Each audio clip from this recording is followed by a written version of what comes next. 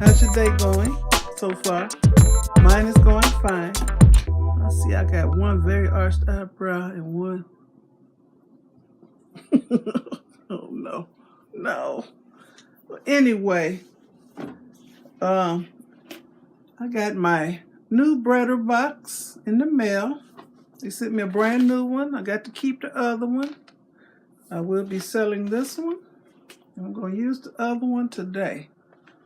So this one is perfect. Still sealed up. No signs of any cracks. So they handled this very quickly.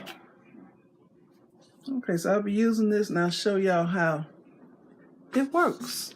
What I like mostly about this thing is the big old handles that you can grip onto.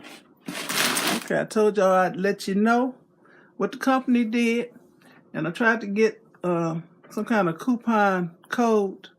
They said they don't do that, so. All right.